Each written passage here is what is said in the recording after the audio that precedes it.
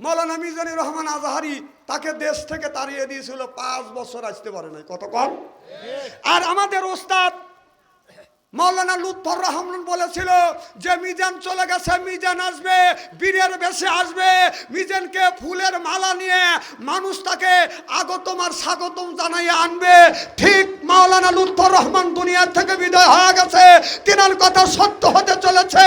মিজানুর রহমান আসছে, বাংলাদেশে এক একটা বিভাগে আপনার দৃষ্টান্ত স্থাপন করতেছে, চিল্লাকর ঠিক কিনা? এই মিজানুর রহমান আজহারি আর আমির হামজা বাংলাদেশের হাজার হাজার লক্ষ লক্ষ লোক হয় তাদের মাহফিলে। এই দেখে বাংলাদেশের কিছু মৌলানার মাথা খারাপ হয়ে গেছে। তারা কয় যে মিজানুর রহমান আজহারি আর আমির হামজার ওয়াজ শোনা যাবে না, এর মানে শোনা যাবে না কেন? কারণ আমির হামজার মিজানুর রহমান আজহারির মাহফিলে যতগুলি ক্যামেরার মিডিয়া হয়, এত শ্রোতাও হয় না ওদের, কথা কোন, ওদের সামনে অত শ্রোতাও হয় না, এজন্য ওদের মাথা খারাপ, উল্টো পাল্টা ফতুয়া দেওয়া শুরু করছে। আর একদিনকে একজন ফতুয়া দিছে যে মিজানুর রহমান আজহারি, তোমাকে আমি সুন্দর একটা পরামর্শ দেই যে আপনার জামাত ইসলামের খপ্পরে পড়ো না, মৌলানা দিলওয়ার হোসেন সাইদির মতো।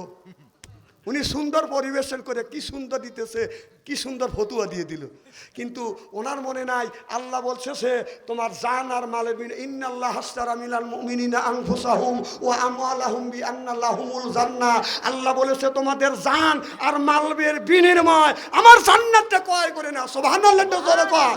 উনি মিজানুর রহমান আজহারিকে উদাহরণ দিচ্ছে, উনি হলো গোলাল উমার খালক, যখন ওই দল ক্ষমতা ছিল তখন ওই বেললে তেল মাখাইছি, কথা কয় না। আর এখন দেখতেছে আর এক দল ক্ষমতা আসবে, সেই দলে তেল মাহাইনা শুরু করছে, তেল মাহাইনা বন্ধ দিয়ে তকসিনি কথা বলছে। সেই কথা আমি বললি আল্লাহর উপরে রাগ হয় না, আমার উপরে তুমি ভাইতে ওঠো, ও আমাকে নরম পাও।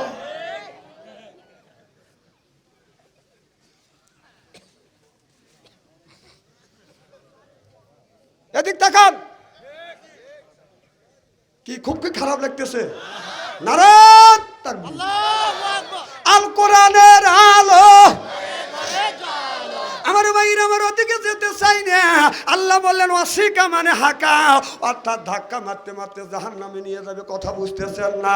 এই বকটি সামনে যদি দেখে বাদান পানি লেগে গেল, বকটি টানাটানি, মালিক তখন কান ধরিয়া গলায় রশি লাগা যখন টান দেয় বকটি তখন যাইতে চায় না, বকটি মরিয়া গেলাম। আমার ভাইরা আমার, ঠিক বকটির মতো যখন দাঁড়াইবে আল্লাহ বলে ওয়াসিকা মানে হাকা, অর্থাৎ গুতা মারতে মারতে জাহান্নামের দিকে নিয়ে যাবে। আমার কথা মনে হয় বুঝতেছেন? আপনাদের কি গ্রাম এটা? মনোহারা গ্রামের মধ্যে একজনের 7টা মিয়া বিয়ে দিছে, 7টা মিয়ারা জামাইকে বাড়িতে আনছে দুধ পিঠে খাওয়ানোর জন্য, রস পিঠে, দুধের পিঠে, এই যে মুখ চটকেতেছে, দুধের পিঠে খাইয়ে আপনাদের বালসাবাড়ি বাজারে গেছে বাজার করবার জন্য। বাজারে যাইয়া সাদা বাইরা মিলিয়া বাদাম 10 কেজি ওজনে 2টা মাছ কিনছে। মাছ কিনিয়া ছোট বাইরা হলো ল্যাংড়া মানুষ, ল্যাংড়া বাইরার গাড়ির মধ্যে উপরে বাদাম 10 কেজি 20 কেজি ওজনে মাছ তুলে দিছে।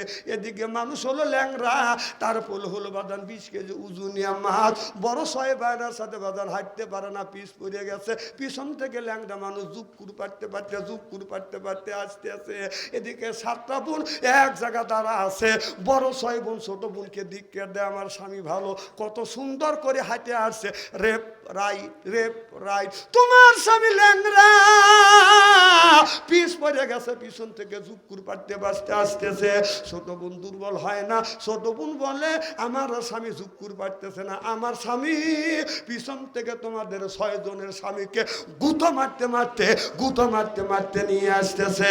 আল্লাহ এই কথাটা 1450 বছর পূর্বে বলেছে, ওয়াসিকাল্লাযিনা কাফারু ইলা জাহান্নামে যুমারা, ওয়াসিকা মানে হাঁকাও, অর্থাৎ গুঁতো মারতে মারতে জাহান্নামের দিকে নিয়ে যাবে। জোরকন ঠিক কিনে?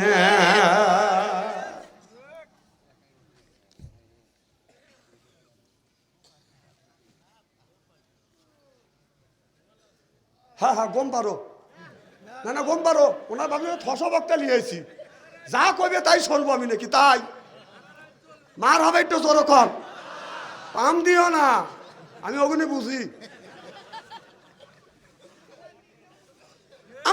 আমার, মুসলমান ভাইরে, আল্লাহর হাবিবের বিউম্মতের ভালো করে লক্ষ্য করে শুনুন। আল্লাহর নবী আখিরি জামানার পয়গাম্বর মুহাম্মদুর রাসূলুল্লাহ সাল্লাল্লাহু আলাইহি ওয়াসাল্লামের সাহাবীর নাম সাল্লাল্লাহু আলাইহি ওয়াসাল্লামের সাহাবী একজন ছিলেন হযরত উকবা। হযরত উকবা এদিক তাকান। হযরত উকবা কি করলেন? এই উকবা রাদিয়াল্লাহু তাআলা আনহু ছোট্ট একটা বাচ্চা নিয়ে খেলা করতেছে। বাচ্চাটা শিশু বেলায় বাদান মা মারা গেছে। উকবা দ্বিতীয় বিয়ে করে নাই। এই বাচ্চাটাকে বাদান মানুষ করতেছে। বাচ্চার বয়স যখন 8 থেকে 9 বছর হয়ে গেছে, উকবা বাচ্চাকে নিয়ে বাদান কোলে নিয়ে খেলা করতেছে, চুমো খাচ্ছে। আমার সোনামণি, আমার আত্মা, আমার জান, ও বাবা তোমার মা মারা গেছে, আমি তোমার বাবা অন্য বিয়ে করি নেই, শুধু তোমাকে মানুষ করবার জন্য। এমন সময় খবর চলে আইলো, উকবারে তাড়াতাড়ি যাও, যুদ্ধের দামামা বাজতেছে। আল্লাহ নবী বলেছে যুদ্ধে যাইতে হবে। হযরত উকবা রাদিয়াল্লাহু তাআলা আনহু সন্তান বসিরের কপালে বাঁধান সুমন দিয়ে হযরত উকবা রাদিয়াল্লাহু তাআলা আনহু বাঁধান যুদ্ধের ময়দানে গেলেন। যুদ্ধ করতে করতে আল্লাহ মুসলমানকে বিজয় দিয়ে দিলেন। আল্লাহ নবীর কাছে খবর চলে আসলো, কি চাও গো নবীজি, আপনার সাহাবী হযরত উকবা রাদিয়াল্লাহু তাআলা আনহু দুনিয়ায় নাই, শহীদ হয়ে গেছে। আল্লাহর নবী বাদান আসতেছে। এদিকে হযরত উকবা বিন বশির বিন উকবা, এই বশির রাদিয়াল্লাহু তাআলা আনহু ছোট্ট মানুষ, 10 বছর 8 বছর বয়স, রাস্তার পাশে বসে বসে কাঁদে। আমার নবী বলে, বশির ইবনে উকবা, কেন তুমি কাঁদো? বশির ইবনে উকবা ডেকে ডেকে বলতেছে, ইয়া রাসূলুল্লাহ, ইয়া হাবিবাল্লাহ, আমার আব্বা আমাকে কোলে নিয়ে আদর করতে করতে খবর পাইছে যুদ্ধ শুরু হয়ে গেছে, যুদ্ধের দামামা বাজতেছে। এ যাই কে, এই যে ধরো তো, জুতো হাতে লাইট হাতে কোনে যায়, উনি এখন বাদ চলে যাবে অন্ধকার। না না, এটা ঠিক না ভাই, না মোতেন, এখানে মোতেন, বউ আদর করে ধুয়ে দিবে। আচ্ছা, আপনারা জীবনে তো অনেক ওয়াজ শুনছেন, কোনোদিন কি দেখছেন যে কোনো বক্তা আপনাদের বলছে বসে থাকেন আমি এতে পেশাব করে আসি, বলছে? আচ্ছা, যদি কোনো বক্তা বলে যে আপনি বসেন, বিপদ মানুষের আসতেই পারে, কথা কন, তাহলে আমি টয়লেটের কাজ সারিয়ে আসি, আপনারা কি বলবেন? যে পরের বাড়ি খাও, পায়জামার কাপড় ডিল করে খাও।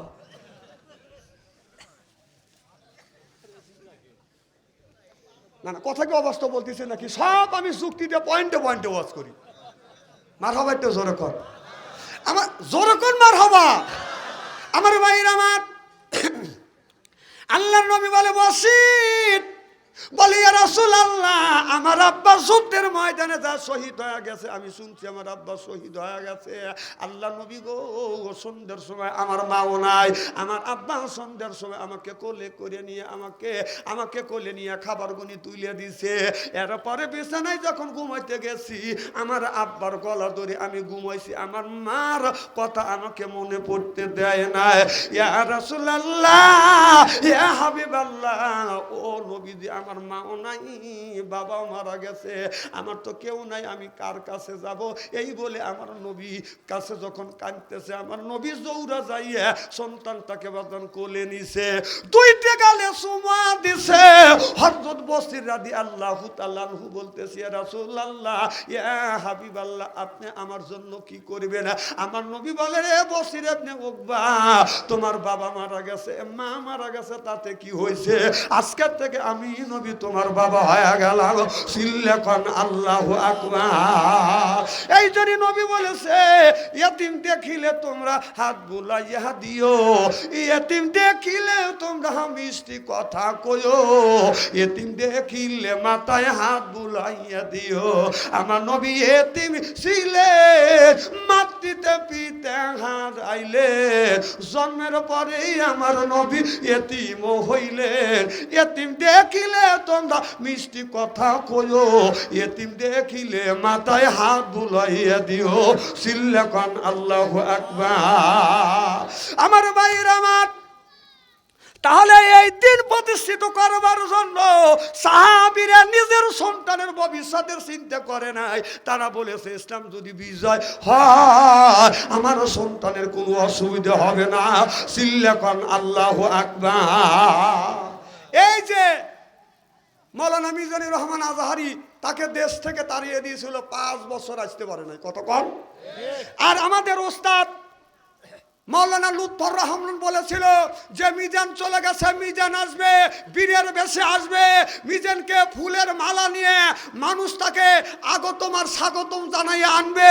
ঠিক মাওলানা লুৎফর রহমান দুনিয়ার থেকে বিদায় হয়ে গেছে, তিনার কথা সত্য হতে চলেছে। মিজানুর রহমান আসছে, বাংলাদেশে এক একটা বিভাগে আপনার দৃষ্টান্ত স্থাপন করতেছে, চিল্লাকর ঠিক কিনা? এই মিজানুর রহমান আজহারি আর আমির হামজা বাংলাদেশের হাজার হাজার লক্ষ লক্ষ লোক হয় তাদের মাহফিলে। এই দেখে বাংলাদেশের কিছু মাওলানার মাথা খারাপ হয়ে গেছে। তারা কয় যে মিজানুর রহমান আজহারি আর আমির হামজার ওয়াজ শোনা যাবে না, এর মানে শোনা যাবে না কেন? কারণ আমির হামজার মিজানুর রহমান আজহারির মাহফিলে যতগুলি ক্যামেরার মিডিয়া হয়, এত শ্রোতাও হয় না ওদের, কথা কোন, ওদের সামনে অত শ্রোতাও হয় না, এজন্য ওদের মাথা খারাপ, উল্টা পাল্টা ফতুয়া দেওয়া শুরু করছে। আর একদিনকে একজন ফতুয়া দিছে যে মিজানুর রহমান আজহারি, তোমাকে আমি সুন্দর একটা পরামর্শ দেই যে আপনার জামাত ইসলামের খপ্পরে পড়ো না, মাওলানা দিলওয়ার হোসেন সাইদির মতো। উনি সুন্দর পরিবেশন করে কি সুন্দর দিতেছে, কি সুন্দর ফতুয়া দিয়ে দিল, কিন্তু ওনার মনে নাই আল্লাহ বলছে সে তোমার জান আর মালের বিনিময়ে, ইন্নাল্লাহ হাসতারা মিনাল মুমিনিনা আনফুসাহুম ওয়া আমওয়ালাহুম বিআন্না লাহুমুল জান্নাহ। আল্লাহ বলেছে তোমাদের জান আর মালের বিনিময়ে আমার জান্নাতটা ক্রয় করে নাও, সুবহানাল্লাহ জোরে কর। উনি মিজানুর রহমান আজহারিকে উদাহরণ দিচ্ছে, উনি হলো গোলাল উমার খালক, যখন ওই দল ক্ষমতা ছিল তখন ওই বেললে তেল মাখাইছি, কথা কয় না। আর এখন দেখতেছে আর এক দল ক্ষমতা আসবে, সেই দলে তেল মাহাইনা শুরু করছে, তেল মাহাইনা বন্ধ দিয়ে তকসিনি। মিজানুর রহমান আজহারির আবার বিদ্যালয়ে বলতেছে তোমার এলএম কতটুকু আছে, তোর চাইতে তোর বাপেক পড়ানোর যোগ্যতা তোর আছে, আবার এলএম নাই তার না। বা তোদের জালসায় অত যে ক্যামেরা হয় তার জালসায় অত তো শ্রোতাই হয় না, তোর জালসায় তোর তো মাথা খারাপ হবে। এলা ঠান্ডা মাথার ইসলামের শত্রু, কতক্ষণ। এটা হলো নাম ধরে বলতে চাই না, হাবিবুর রহমান কুয়াকাটার ভাই লেজমা নাকি মেজবা রহমান, সেই কথা বলছে, পরামর্শ দিছে সাইদি ওর সাথে কম বোঝে, ও ভুল করছে, ও সঠিক পথে রয়েছে, এ থাক তুই সঠিক পথে থাক, কিয়ামতের ময়দানে তোরাও যাস আমিও যাবো, কথা কোন।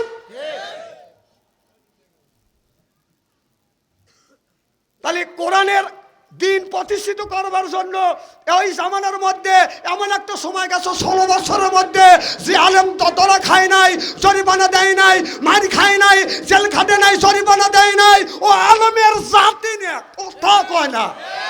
আল্লাহ নবী এই কোরআনকে প্রতিষ্ঠিত করবার জন্য 3 বছর 3 মাস 13 দিন জেল খাটছে। আমার নবী চুলায় আপনার 3 মাস পর্যন্ত চুলায় আগুন ধরে নাই।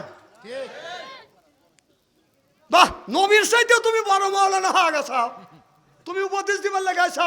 তোমার উপদেশ দিতে হবে না, বাংলাদেশে আমাদের আলেম ওলামা কম নাই, তোমার কাছ থেকে উপদেশ দিতে হবে।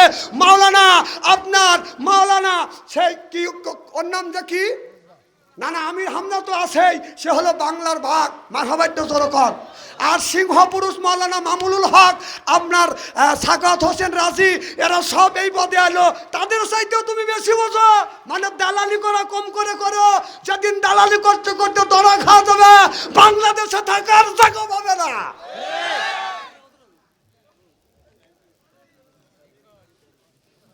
খুব খারাপ লাগতেছে তাই না? না আমরা তো কারোর বিপক্ষে যাই না। তুমি যে পথে কাজ করতে ইসলামের একটু হলেও উপকার হচ্ছে, সুবহানাল্লাহ জোরে কর না। কোরআনের এতগুলি জিয়াদের আয়াত আছে, একটা দিনে তো দরকার ওই আয়াতটা তিলাওয়াত করা দেই নেই। এরা ওয়াজ করে কি তা জানেন, আকাশ দিয়ে আল্লাহর ওলি উড়ে যেতেছে, কও সুবহানাল্লাহ, হেই ওয়াজ তাদের। এইটা কি আল্লাহর কাছে গ্রহণযোগ্য হবে? জোরে কোন হবে? আমার ভাইরা আমার ওদিকে যেতে চাই না। মুসলমান ভাইরা, আল্লাহর হাবিবের প্রিয় উম্মতেরা ভালো করে লক্ষ্য করে শোনো না। আল্লাহর নবী বলেছে যারা ঋণ নিয়ে মারা যাবে, ঋণ নিয়ে যারা 3 পয়সা ঋণ নিয়ে যদি মারা যায়, কিয়ামতের ময়দানে বাজান 700 বছর নামাজের সওয়াব দিতে হবে। কয় পয়সা ঋণ? শোনেন, 3 পয়সা পরিমাণ কেউ যদি ঋণ করে মারা যায়, কিয়ামতের ময়দানে 600-700 বছর আমাদের সব দিতে হবে।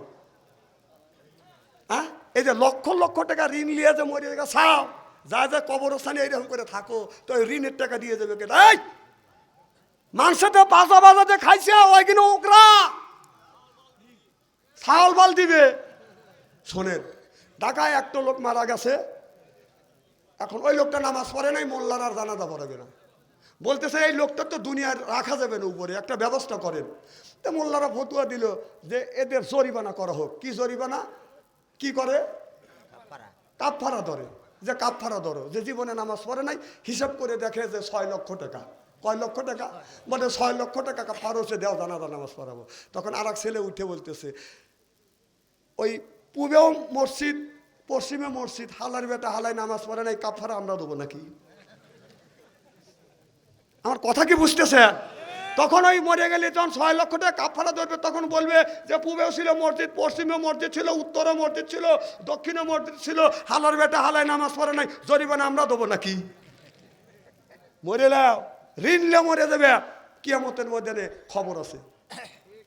মনে করেন একজন 5 লক্ষ টাকা ঋণ নিছে, 5 লক্ষ টাকা লিসে দান করিয়া, প্রত্যেক হাজারে আধা মন করিয়া দান। আমার কথা কি বুঝতেছেন? প্রত্যেক হাজারে বাদান আধা মন করে বাদান দান দিবে। এইভাবে বাদান 5 লক্ষ টাকা নিছে দান, আপনার 1 বছর আবাদ করিয়া দান, মারাই করিয়া বাদান, উঠোনে বাদান পালা দিছে। এখন যারা হাজারে বাদান আধা মন করে দান দিবে, বাদান বস্তা নিয়ে আসছে, আসে বাদান দান দিতে দিতে দিতে দিতে দিতে দিতে দানের পালা বাদান শেষ। এখনো বাদান 3 জন বাকি। কয়জন বাকি? আচ্ছা বলেন তো আপনারা, কোন লোকটা, যে লোকটা আবাদ করলো ওই লোকটাই অসহায় হলো, না যারা হাজারে আদামন করে দান নিল অসহায় কে হলো? যে আবাদ করলো সেই অসহায় হলো। দিতে দিতে সব শেষ, এখনো 3 জন লোক দাঁড়া আছে। এখন 3 জন লোক বলতেছে দান দাও, দান তো নাই, দান নাই তোর গরু নিয়ে যাবো। 3 জন মিলিয়ে 3টে গরু লিছে, তার নাঙ্গল জোগাল সহ। কথা বোঝে না রে আমার ভাইয়ের আমার।